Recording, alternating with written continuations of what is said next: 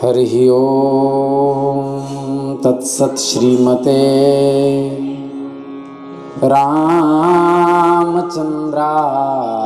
नमः। श्रीमते रामानंदाचार्याय नमः। श्रीमते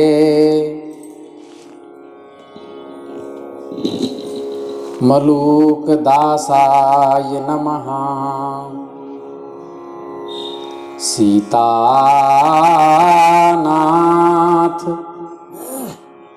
समारंभां श्रीरामानंदार्य मध्यमाम् अस्मदाचार्यपर्यन्तां वन्दे गुरुपरम्पराम्। रामाय रामभद्राय रामचंद्राय वेधसे रघुनाथाय नाथाय सीताया पतये नमः। अतुलित बलधामम् स्वर्णशैलाभदेहं दनुजवन कृशानं ज्ञानिनामग्रगण्यं सकलगुणनिधानं वानराणामधीशं रघुपतिप्रियभक्तं वातजातं नमामि। वर्णानामर्थसंघानां रसानां छन्दसामपि मंगलानां च कर्तारौ वन्दे वाणी विनायकौ। विश्वेशं माधवं ढुण्ढिं दण्डपाणिं च भैरवं वन्दे काशीं गुहां गंगां भवानीं मणिकर्णिकां। नमामि गंगे तव पाद पंकजं सुरासुरैर्वन्दित दिव्य रूपं भुक्तिं च मुक्तिं च ददासि नित्यं भावानुसारेण सदा नराणाम्।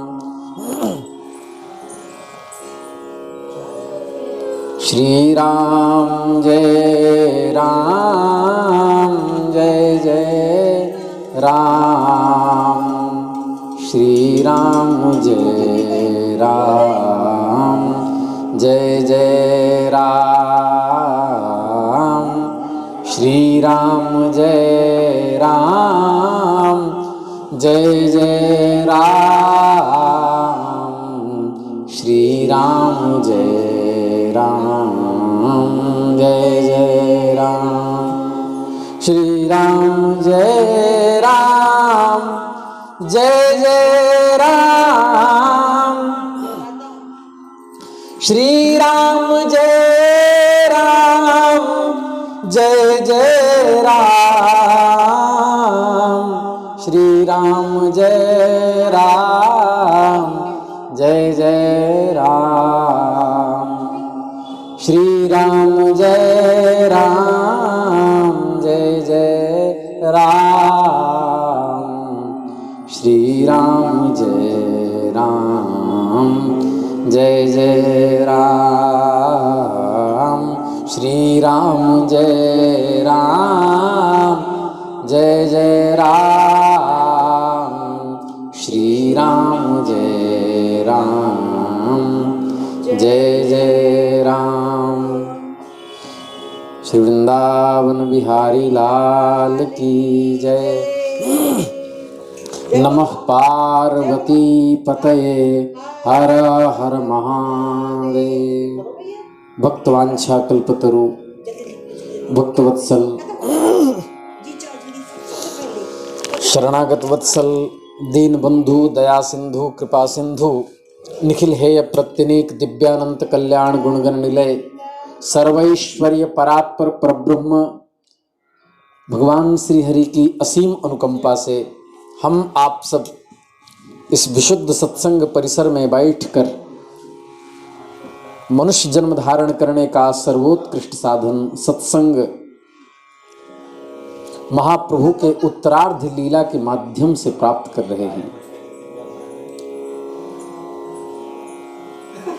महाभावावस्था का निरूपण हम लोग लगभग 3-4 दिनों से श्रवण कर रहे हैं। श्री कृष्ण चैतन्य गौरांग महाप्रभु की जो शारीरिक दशा है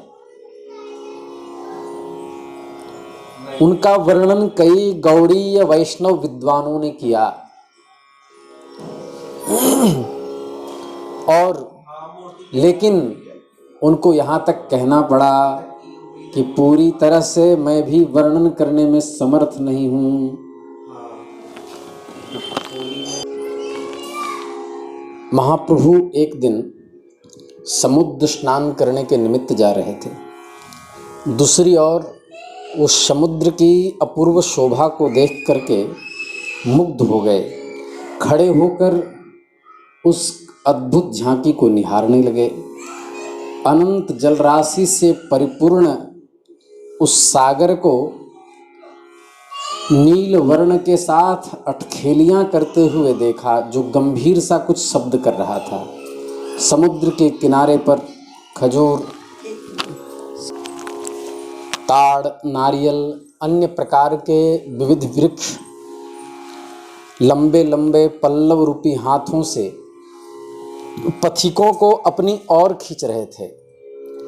वायु बड़ी तीव्रता से चल रही थी और वृक्षों के अंगों का जोरों से आलिंगन किए हुए उनकी प्राण प्रियाएं लताएं धीरे धीरे अपने कोमल करों को हिला हिला करके संकेत से उन्हें कुछ समझा रही थी। ये साहित्यिक वर्णन है, अर्थात एक अद्भुत साहित्यिक सौंदर्य उस समुद्र के तट पर था। महाप्रभु उस मनमोहिनी दिव्य छटा को देख करके आत्मविस्मृत से हो गए। उनको लगा कि मैं प्रत्यक्ष श्री वृंदावन में खड़ा हूं। बस फिर क्या था, उनको निधिवन का स्मरण हो आया और वो अपने को गोपी समझ करके वृक्षों के समीप पहुंच करके श्री कृष्ण का पता पूछने लगे। हे कदम्ब हे निम्ब अम्ब क्यों रहे मौन गही, हे बट उतंग सुरगवीर कहो तुम इत उत लही, हे अशोक हरिशोक लोक मणि पियहि बतावहु, अहो पनस शुभ सरस मरत तिय अमिय पियावहु। हमें अमृत पिलाओ।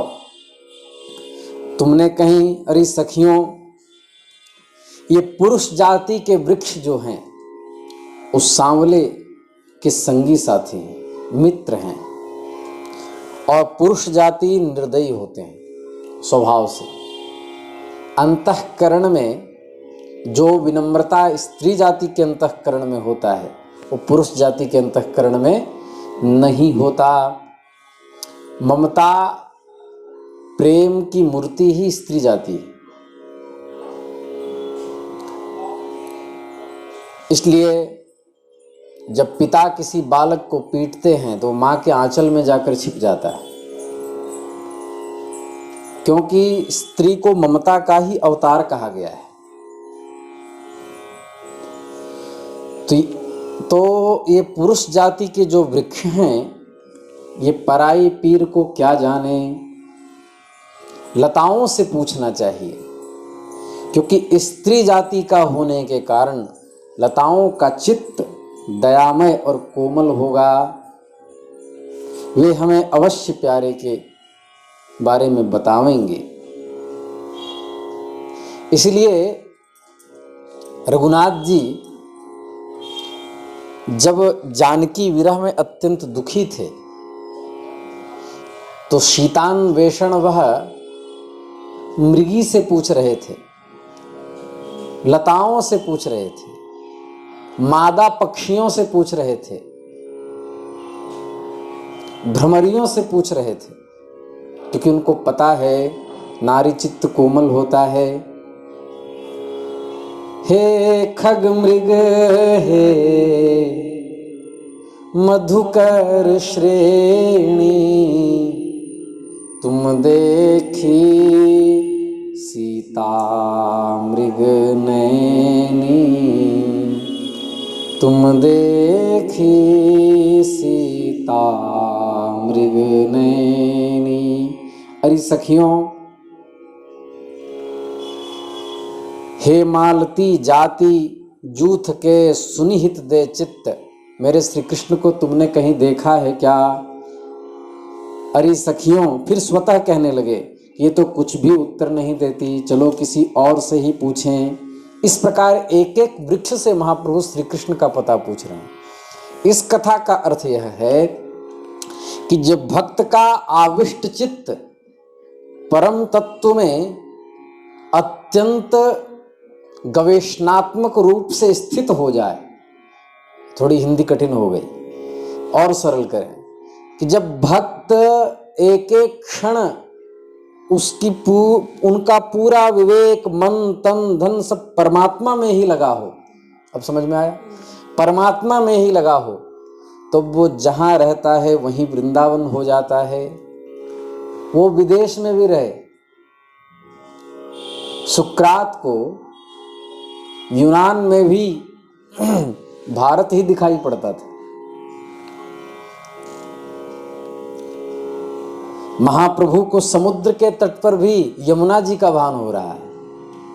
ये भक्त का चित्त है, ऐसा दिव्योन्माद अवस्था में होता है। अंतःकरण जब परमात्मा से अत्यंत सघन रूप से संघनित हो जाए तो कहीं भी दिव्य वृंदावन प्रकट हो जाता है। इसलिए मीरा जी राणा के यहाँ रहकर भी साक्षात सीधा वृंदावन में प्रवेश कर जाती थी। ये भक्तों की लीला है। चंदन को देखा, बोले हे चंदन, तुम बिना कुछ कहे ही किसी को शीतलता और सुगंध प्रदान करते हो। मेरे जीवन में कृष्ण रूपी शीतलता, राधा रूपी शीतलता और कृष्ण रूपी सुगंध भर दो। फिर पुष्प लताओं की ओर देखकर कहा, प्यारी सखियों, अवश्य ही प्यारे ने अपनी प्रिय सखी को प्रसन्न करने के लिए तुमसे फूल अवश्य तोड़े होंगे। तुम बता सकती हो वो किस मार्ग से ओझल हुए हैं, कहाँ गए हैं? इतने में ही कुछ हिरणियां दौड़ते हुए उधर से चौकड़ियां भरते हुए आ निकली। उन्हें देख करके कहने लगे, हे सखी हे मृग वधू, इन्हें किन पूछहूँ अनुसरी। डह डहे इनके नैन, अब ही कहूँ देखे हैं हरि। दोनों नेत्रों से अश्रु बह रहे थे। उन्हें देख देख करके श्री कृष्ण चैतन्य कहने लगे कि हे सखियों, क्या तुमने हमारे प्रियतम श्री कृष्ण को देखा है? वहीं पास में एक तुलसी का वृक्ष खड़ा था। उसे देखकर आह्लाद के साथ आलिंगन करते हुए कहने लगे कि हे सखी, मेरे श्री कृष्ण कहाँ हैं? तुलसी जी से इतना कहकर समुद्र की ओर दौड़ने लगे। समुद्र के जल को यमुना समझने लगे। थोड़ी देर में उन्हें ऐसा मालूम हुआ कि करोड़ों कामदेवों के सौंदर्य को फीका करने वाले श्री कृष्ण कदम्ब के नीचे मुरली बजा रहे हैं। इसी को बंगाल के एक अत्यंत सिद्ध महात्मा कहते थे, आजो हार कदम तोले बेनुआ बाजे सांझ सकाले, बेनुआ बाजे सांझ सकाले, आजो हार कदम तोले बेनुआ बाजे सांझ सकाले, जेथी नित्य लीला करे आमार मदन मोहन, जेथी नित्य लीला करे आमार मदन मोहन। इसी को श्री टटिया स्थान की परंपरा में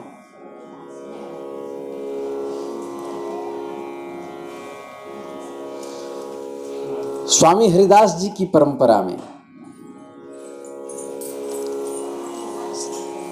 श्री बिहारिणी दास नाम के सिद्ध संत, उनकी पंक्ति से उन्होंने कहा, कौन सुखन को दाता हरि बिन, कौन सुखन को दाता, कौन सुखन को दाता हरि बिन, कौन सुखन को दाता, सबे स्वार्थी सहाय न को, सबे स्वार्थी सहाय न को, बंधु पिता सुत माता, कौन सुखन को दाता, तुम निरपेक्ष निबाहत सब दिन, पूरन त्रिभुवन त्राता, तुमसे प्रभु तजी अनत करत रति, ते पशु प्राण निघाता, हरि बिन कौन सुखन को दाता, तुम उदार सुकुमार सहज सुंदर वर, मुरि मुस्क्याता, श्री बिहारिणी दास छवि निरखी, श्री बिहारिणी दास छवि निरखी, मनोहर गौर श्याम रंग राता, हरि बिन कौन सुखन को दाता, सबई स्वार्थी सहाय न को, सबई स्वार्थी सहाय न को,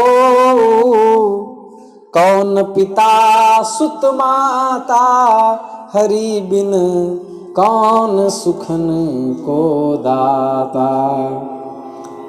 इसके बाद उनको ऐसा लगा कि आजो हार कदम तोले,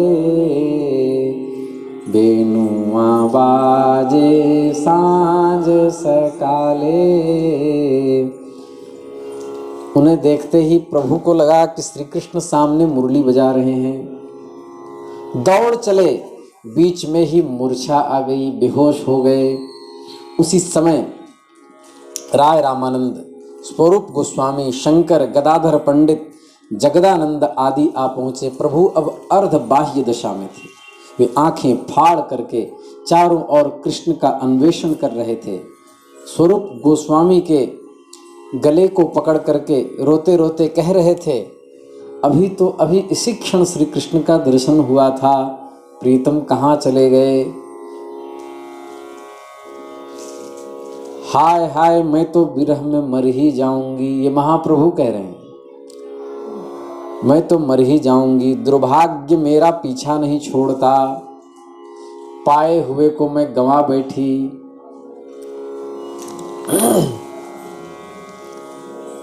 मेरे हृदय में विरह का तीर लग गया।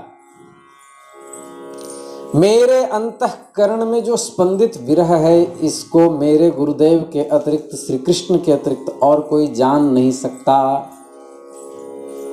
इसी बात को भगवती मीरा जी ने कहा है।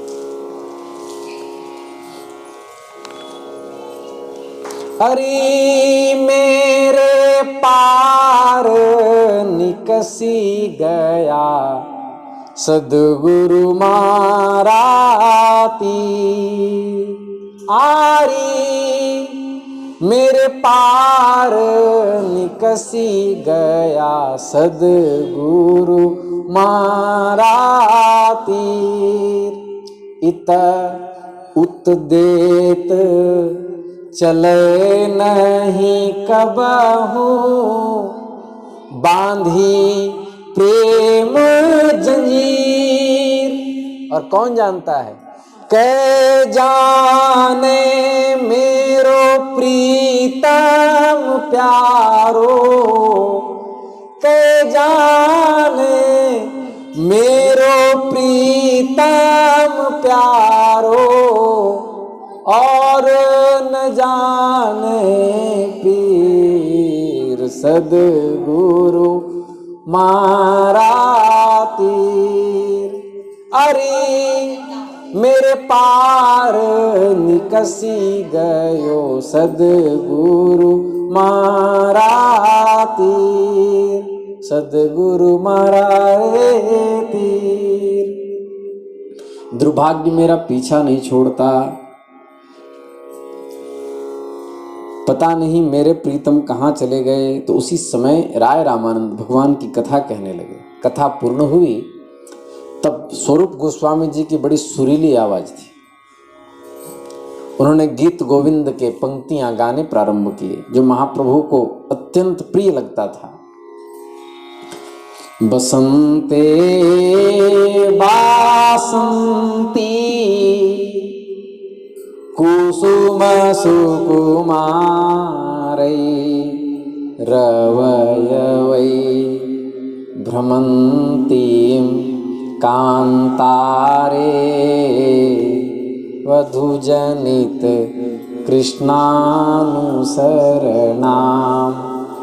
अमन्दं कंदर्प वधुजनित चिंता, कुलतया चलत बाधाम राधाम, सरसमिदमूचे सहचरी।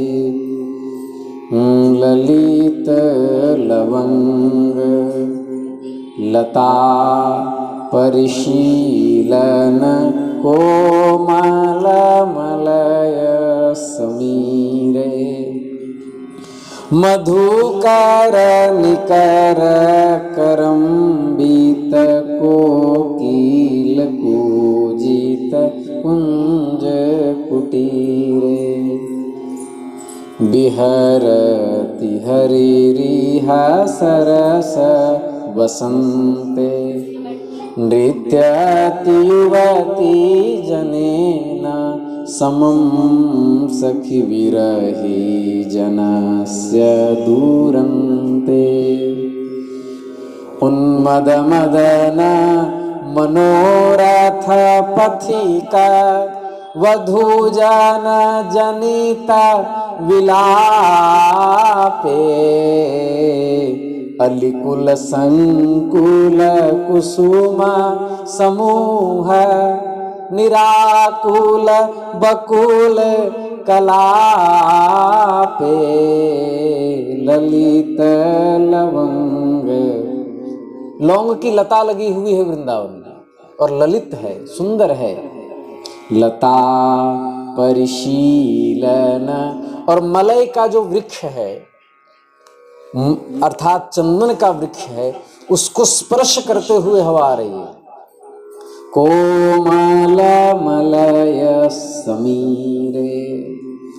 इन पद को सुनते ही महाप्रभु के सभी अंग प्रत्यंग फड़कने लगे, सिर हिलाते हुए कहने लगा, आ हा विहरति हरिरिह सरस वसंते। बहुत ठीक गा रहे हो स्वरूप, आगे सुनाओ, मेरे कर्णों में इन अमृतों को चुवा दो। तुम चुप क्यों हो गए? मेरे अनुपम रस में मेरे हृदय को भर दो। कानों में हो करके कृष्ण रस बहने लगे। और कहो और कहो, आगे क्या है? मृग मद सौरभ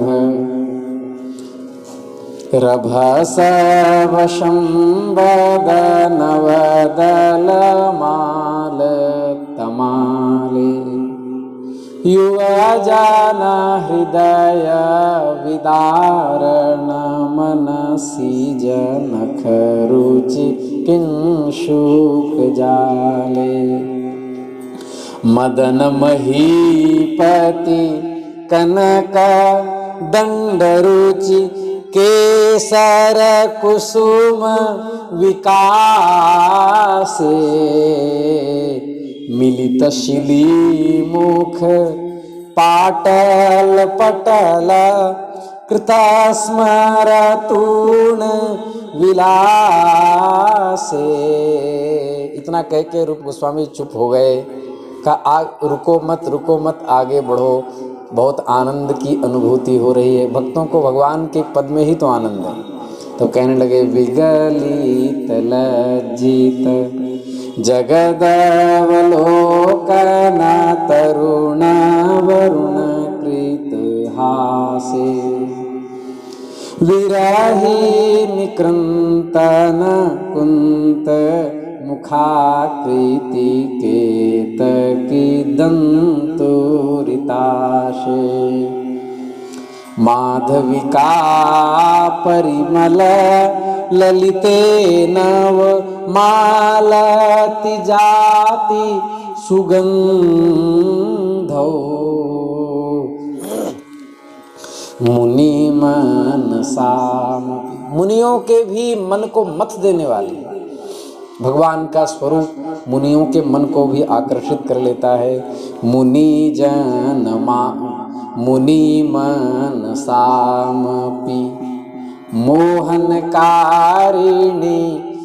तरुणा कारण बंधो ललित लवंग लता परिशीलन कोमल मलय समीरे। इस पद को सुनते ही नृत्य करने लगे। महाप्रभु कहने लगे, एहि मुरारे कुंज विहारे एहि प्रणत जन बंधो। ध्यान से सुने, कितना सुंदर पद है। हे मुरारी, तुम कहाँ हो? मुझे छोड़कर कहाँ चले गए? हे माधव मधुमथन वरेण्य, हे माधव मधुमथन वरेण्य, केशव करुणा सिंधो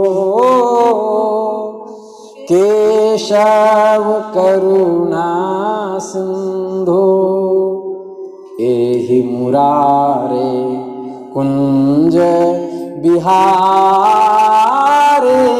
एहि प्रणत जन बंधो। आत्मविस्मृति हो गई। वे बार बार स्वरूप गोस्वामी जी का हाथ पकड़ करके पुनः पुनः पद पाठ करने का आग्रह करने लगे। ऐसी उन्मत्त अवस्था को देख करके सभी विस्मृत से हो गए। महाप्रभु की दिव्योन्मादावस्था बड़ी ही अद्भुत थी। उन्हें शरीर का जब होश नहीं था तो शरीर को स्वस्थ रखने की परवाह तो रह ही कैसे सकती है। अपने शरीर को एकदम से पृथक समझकर सभी चेष्टाएं किया करते थे। उनके हृदय को हिला देने वाली अपूर्व बातों को सुनकर हम शरीरधारियों के रोंगटे तो खड़े हो जाते हैं, लेकिन महाप्रभु की चेतना जो है, महाप्रभु का जो अंतःकरण है, वो महाप्रभु ही जानते हैं कि उन पर क्या गुजर रही थी। जब हम जैसों का अंतःकरण इन प्रकरणों के श्रवण मात्र से हम जैसा जड़ बुद्धि बोल रहा है तो अंतःकरण छू जाता है, तो वहाँ जो भक्त खड़े होंगे उनके अंतःकरण की दशा क्या होगी। ये है प्रेमात्मिका अवस्था। ग्रंथों में 10% ही आकलन किया जा सकता है, क्योंकि संपूर्ण स्थिति, जैसे गुड़ खाने वाले को ही गुड़ का स्वाद पता है, गुड़ कितना मीठा है वो खाने वाला जानता है।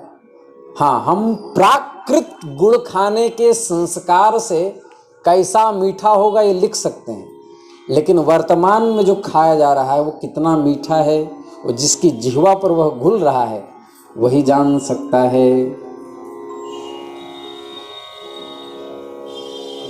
हम लोग तो गूंगे को गुड़ का स्वाद, गूंगा क्या गुड़ का स्वाद बोलेगा। अनुद्घाट द्वारत्रयमुरुच भित्तित्रयमहो। शिखरणी छंद में कितना सुंदर श्लोक है। कह रहे हैं अनुद्घाट्य द्वारत्रयमुरुच भित्तित्रयमहो विलंघ्योच्चैः कालिंगिकसुरभिमध्ये निपतितः तनुद्यत् संकोचात् कमठ इव कृष्णोरुविरहा द्विराजन् गौरांगो हृदय उदयन् मां मदयति।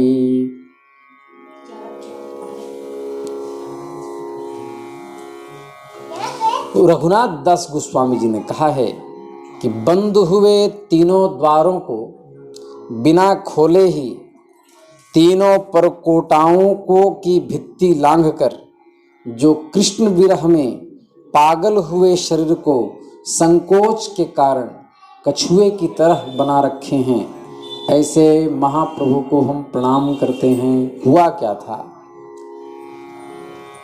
गंभीरा मंदिर के भीतर महाप्रभु एक क्षण भी सोते नहीं थे। कभी मुख कभी सिर से दीवारों को रगड़ने लगते, इस कारण रक्त की धारा बहने लगती, संपूर्ण मुख क्षत विक्षत हो जाता। कभी द्वारों के बंद रहने पर भी बाहर आ जाते, कभी सिंह द्वार पर जाकर खड़े रहते, कभी समुद्र के जल में कूद जाते। ऐसा दिल दहला देने वाला हृदय विदारक वर्णन रघुनाथ दास गोस्वामी जी ने किया है।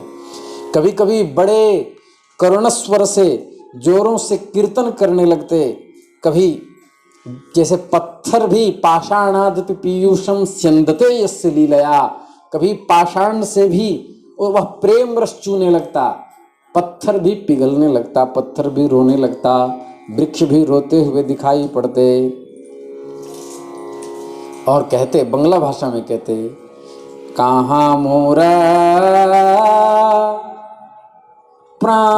प्राणनाथ मुरली वदन, कहाँ कारो कहाँ पावो ब्रज नंदन। जोड़ जोड़ से ललित गति से हस्त पाद विन्यास करते भगवान को विरह में पुकारते रहते। कभी कभी जोर से चिंगाड़ मार के रोने लगते, कभी हंसने लगते, कभी पागलों की तरह दौड़ने लगते। ये अवस्था थी। कभी वेदांत के उपदेश करने लगते, जैसे स्वामी हरिदास जी ने कहा है, हरि को ऐसो ही सब खेला, हरि को ऐसो ही सब खेला। धन मद जौवन मद राज मद, धन मद जौवन मद राज मद, ज्यों पंछिन में डेला, हरि ज्यों पंछिन में डेला। और श्री हरिदास जी कह रहे हैं, कहे श्री हरिदास, कहे हरिदास यह जिय जानो, तीरथ को सो में मोल हरि, तीरथ को सो मोल हरि को ऐसो ही सब खेला। मृग तृष्णा जग व्यापी रहियो है, मृग तृष्णा जग व्यापी रहियो है, कहूँ बिजोरो न बेला हरि, कहूँ बिजोरो न बेला, हरि को ऐसो ही सब खेला, हरि को ऐसो ही सब खेला। हाय मेरे प्राणनाथ कहाँ चले गए, मैं अपनी विरह वेदना को किससे कहूँ, मैं अपने प्यारे ब्रजेंद्र नंदन को कहाँ पा सकूँगा, कहूँ भी तो मेरे दुख को जानेगा कौन, पीर पराई न जाने कोई। पिंजड़े के पंछी रे तेरा दर्द न जाने कोई, तेरा दर्द न जाने कोई। पिंजड़े के पंछी रे तेरा दर्द न जाने कोई, तेरा, ये कबीरदास जी की लिखी हुई पंक्ति है, ये तेरा दर्द न जाने कोई। इस प्रकार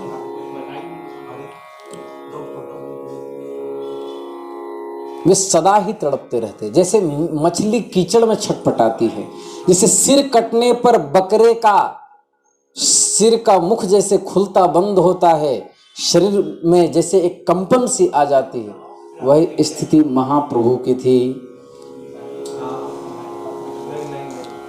इसके बाद गंभीरा मंदिर में एकाएक 2 बजे रात्रि को जोड़ जोड़ से महाप्रभु रुदन करने लगे और कहने लगे, श्री कृष्ण गोविंद हरे मुरारे, हे नाथ नारायण वासुदेवा। जोड़ जोड़ से रोने लगे। तो गोविंद दास जी से कहा कि हमको ये नाम सुनाओ। गोविंद दास जी सुनाने लगते और महाप्रभु की दशा को देख करके चुप हो जाते। उन्हें डर रहता कि महाप्रभु और भी विरह की दशा में चले गए तो इनका शरीर कैसे इन्हें संभाल पाएगा। जब चुप हो जाते तो महाप्रभु कहने लगते, चुप क्यों हो गए। उनका नींद खुल जाता। वो कहते, बोलो बोलो, बोलते रहो, हमारे कानों में कृष्ण रस को भर दो। मैं एक क्षण भी कृष्ण से भिन्न नहीं रह सकता। इस प्रकार रात्रि भर उस दिन उन्होंने नामों का संकीर्तन किया। महाप्रभु को अब लीला संवरण में केवल 2 दिन बाकी है। अब वो शरीर छोड़ना चाहते हैं, इसलिए धीरे धीरे और प्रेमोद्रेक अवस्था में समाधिस्थ होने लगे। करुण क्रंदन सुन करके कहते हैं कि गंभीरा मंदिर में आज तक वहाँ के उस तरह के परमाणु विद्यमान हैं। वहाँ खड़े रहने पर रोने की इच्छा होने लगती है। महाप्रभु इतना वहाँ रोए हैं कि आंसुओं से कीच सा बन जाता था। रात्रि भर रोते रहते, छाती पीटने लगते।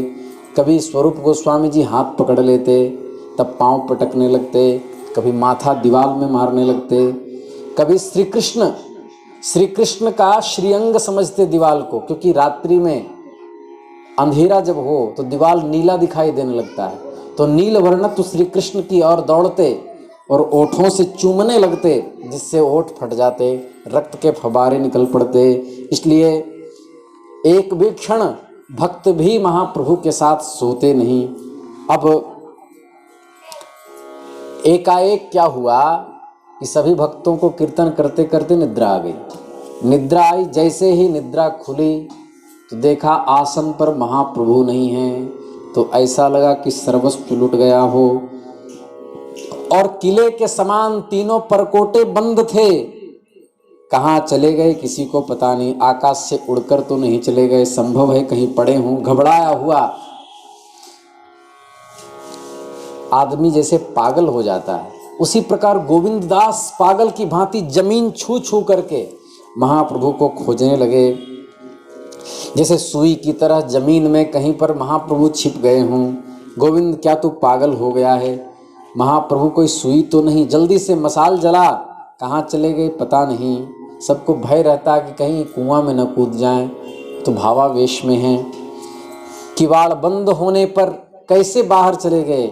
कैसे भी गए हों बाहर ही होंगे। कांपते कांपते गोविंद ने जल्दी से मशाल में तेल डाली, मशाल जला दी। चारों तरफ श्री कृष्ण चैतन्य का अन्वेषण करने लगे। जगदानंद, वक्रेश्वर पंडित, रघुनाथ दास गोस्वामी आदि सभी महापुरुष महाप्रभु को ढूंढने लगे, चारों तरफ ढूंढने लगे। गोविंद चिल्ला उठा, यहीं होंगे यहीं होंगे। तैलंगी गौएं, तैलंग देश की गौएं उस तरफ की गैया छोटी छोटी होती हैं, तो उन गैयों के बीच गोष्ठ में गए। गोष्ठ में जाकर के कहा कि चलो देखते हैं शायद यहाँ हो। गोष्ठ में जाने के बाद जगदानंद जी ने कहा लगता है यहीं होंगे। तो वहां जाकर के क्या देखा, गैयों के बीच में पड़े हुए हैं, जैसे कछुआ होता है ऐसे ही अंग एकदम सिकुड़े हुए हैं।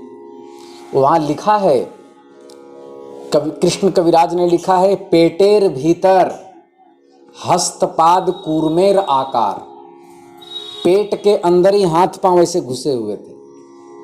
मुखे फेन पुलकांग नेत्र अश्रुधार, अचेतन पड़िया छेनयेन कुष्मांड फल, बाहिरे जड़िमा अंतरे आनंद विह्वल। गाभी सब चौदिके शुके प्रभुर श्री अंग, दूर कैले नाहिर छाड़े प्रभुर अंग संग। ये कविराज जी ने कहा है। महाप्रभु का हाथ पैर पेट के भीतर धंसे हुए थे। उनकी आकृति कछुओं सी हो गई थी। मुख से निरंतर फेन निकल रहा था। संपूर्ण अंग के रोम खड़े हुए थे। दोनों नेत्रों से अश्रुधार बह रही थी। वो कुष्मांड फल की भांति अचेतन पड़े हुए थे। बाहर से तो जड़ता प्रतीत होती थी, भीतर ही भीतर वे आनंद में विह्वल हो रहे थे। गौएं चारों ओर खड़ी होकर प्रभु के श्री अंग को सूंघ रही थी। बार बार हटाते थे किंतु वे प्रभु के अंग को छोड़ना नहीं चाहती थी, चाट रही थी। महाप्रभु अचेत पड़े हुए थे गौशाला में।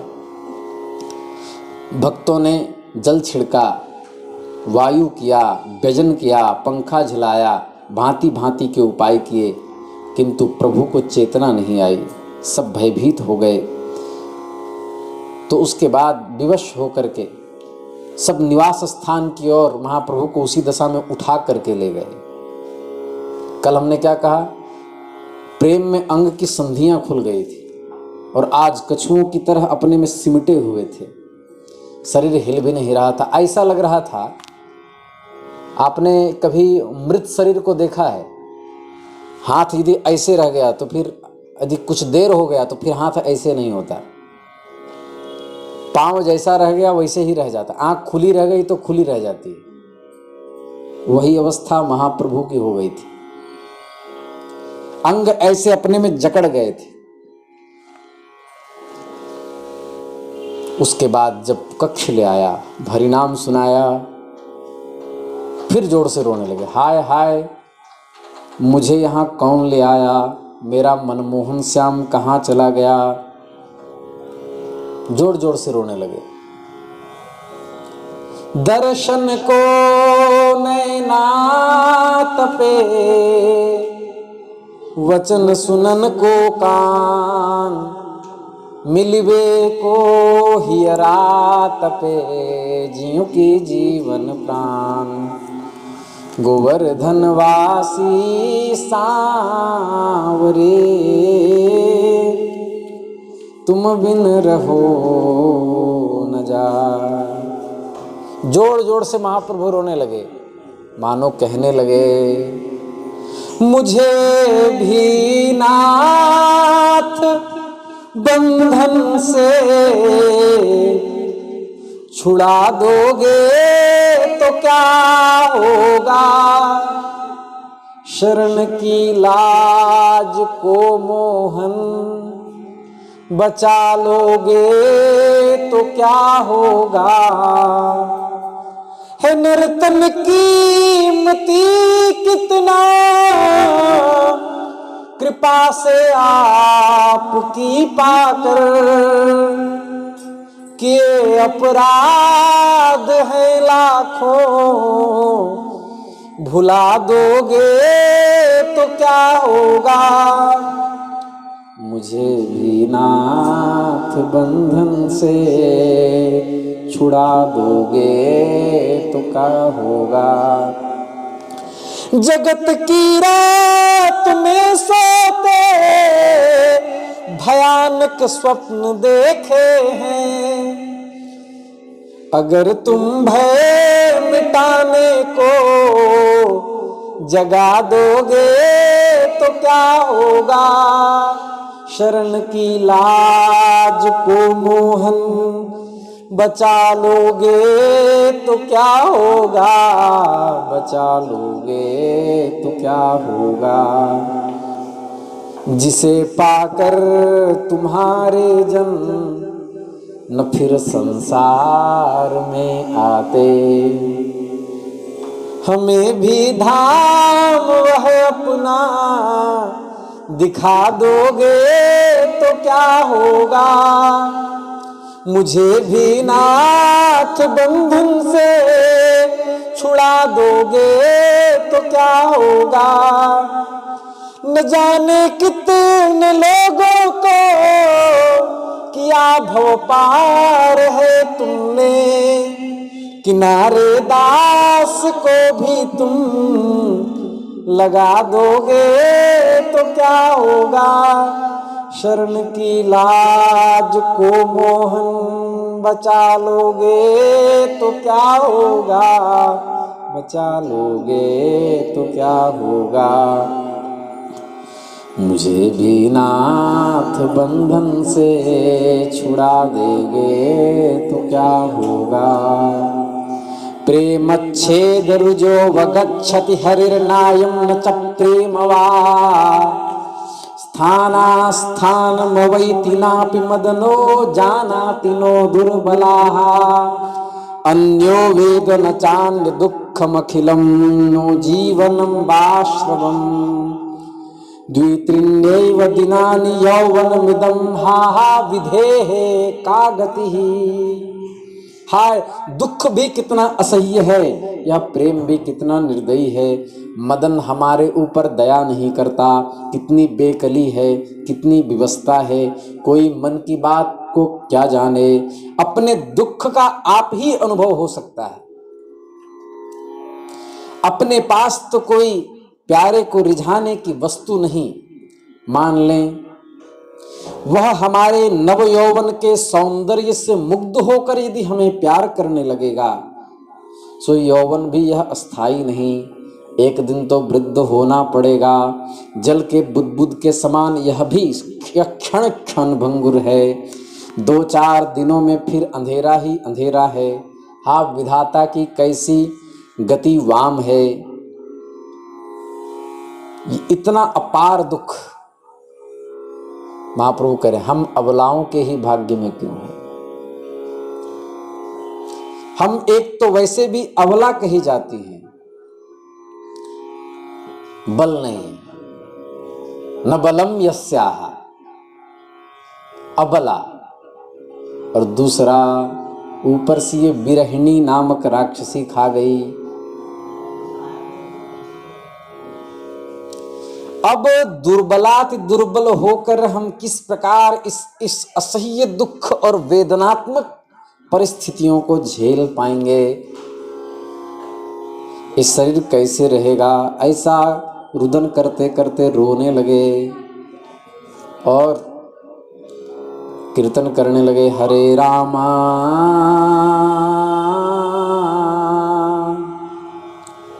हरे रामा राम रामा हरे हरे।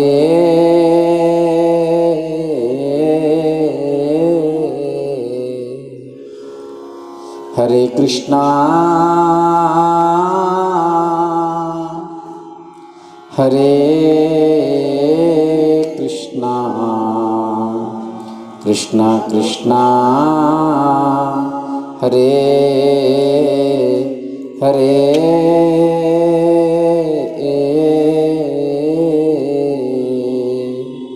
महाप्रभु की दिव्योन्माद अवस्था का वर्णन करना अत्यंत कठिन है, साथ ही बड़ा ही हृदय विदारक है। आगे का चरित्र हम कल कहेंगे। नमः पार्वती पते, हर हर महादेव।